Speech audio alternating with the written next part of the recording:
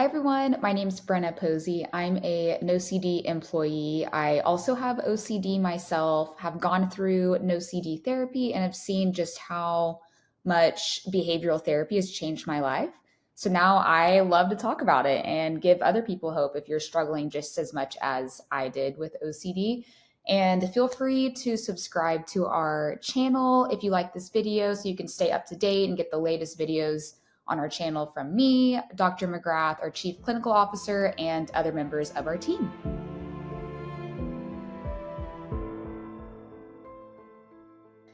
So this video, we're talking about how to open up to your loved ones about OCD and just that topic in general, just opening up about your OCD, because I know firsthand how challenging and how scary that can be.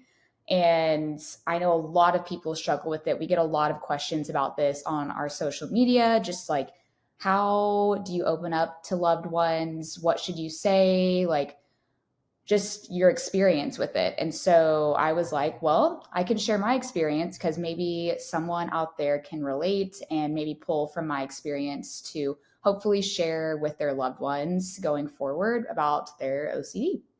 Okay, so I want to start out talking about the two main concerns I had about opening up about my OCD. I think this could probably be really relatable to anyone watching this and debating on whether to open up to loved ones about your OCD, whether it's your husband, wife, kids, friends, parents, just coworkers, anyone. My two main concerns were, one, that OCD is so misunderstood and I just didn't think people would get it. And then two, I figured if people actually knew how debilitating it was and how much pain I was in, that people would be concerned about me. And I'm a firstborn daughter. I don't like it whenever people are worried about me. I'm used to worrying about other people and did not want the attention on me.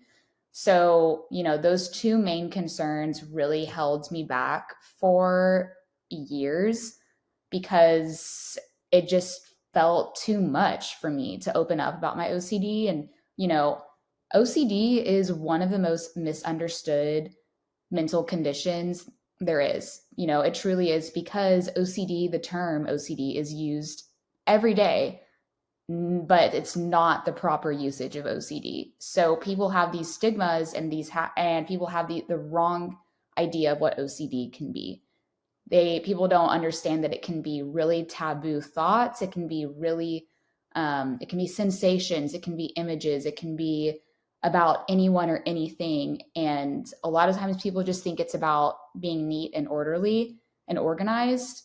And for me, that's not my experience with OCD. So I was worried that if I opened up to someone about OCD, they wouldn't understand it and they wouldn't even want to try to understand that it's not just about being clean.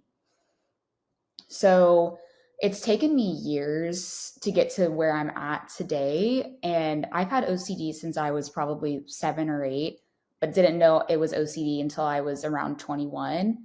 And it's probably taken me 5 years to get to a place where I feel even comfortable talking more about my OCD. So let's talk about things that have changed for me over those 5 years and what's helped me get to a place where I'm at today, where I feel more comfortable sharing about my OCD and, I don't know, just feel more confident in talking about it. So the first one that's kind of gotten me to a better place when it comes to talking about my OCD is I just understand my OCD more. And I think when you understand your OCD more and understand what's going on and, your obsessions and your compulsions, whatever you're doing and your themes, whenever you understand that more, I think it helped me better explain it to other people. So whenever I could better explain it to other people, they can understand it more and ask me great questions and just understand the impact of OCD and like the impact on my life from it. So that was the first thing I really, over the past few years, from whenever I was diagnosed to now, I've really understood my anxiety and OCD more and my triggers. And I think it's just made me speak more clearly about my OCD, and it's made other people understand it better too, just because I can understand what I'm going through more. The second part of this is just taking baby steps. So I remember a few years ago, I opened up to my family about it and just the impact it had on my life. And I was kind of going through a flare up at the time. And so I was struggling and decided I would take the chance and open up to my family about it. And they were so welcoming and so understanding and wanted to ask me questions and were there for me. And it gave me the confidence to keep going. It gave me the confidence to, one, seek the help I needed, and then two, gave me the confidence to open up to more people about my OCD, because I feel like your loved ones genuinely care about you. And so I think I've been surprised of how amazing people have been in my life whenever I just open up to them naturally, and they want to know, they want to be there for me. And not that I didn't think that they, wouldn't do that, but you always have that, I don't know, anxiety that like they would take it the wrong way and not give you the reaction that you wanted.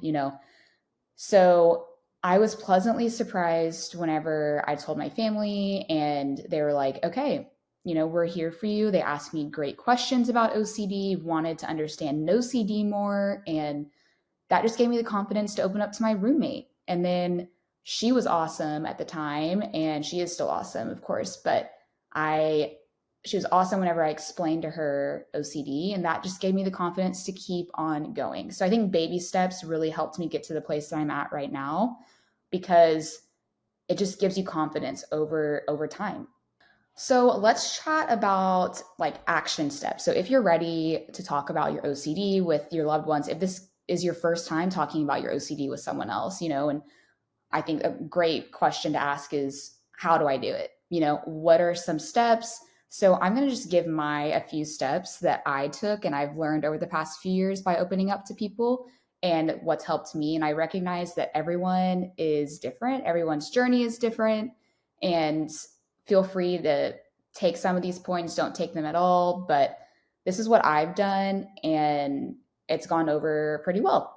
So first step, I made sure whenever I was ready to open up to someone about my OCD that it was a more natural environment.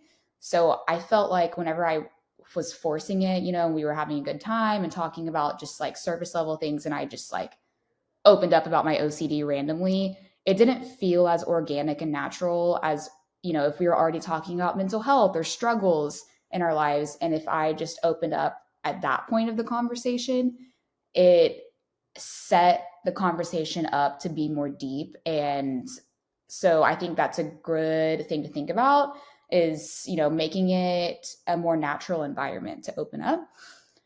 The second thing I did was I started out the conversation with talking about OCD misconceptions. So, I would be like, I'm sure you've heard OCD on the news or shows or books. And it sometimes is showed like this, and I explain, hey, OCD sometimes in books and movies and in society looks like people being really clean and neat and tidy. And so I start out with the misconceptions about OCD, and then I go into my experience and I actually talk about OCD, my obsessions and compulsions, at the time, whatever I feel most comfortable talking about. And I just gave examples of the OCD cycle and my OCD themes. And then I went on to explain how it made me feel. And I said, this cycle is so debilitating and it makes me feel hopeless. It makes me feel scared and anxious and that I can't do anything. So I explained the emotions behind it.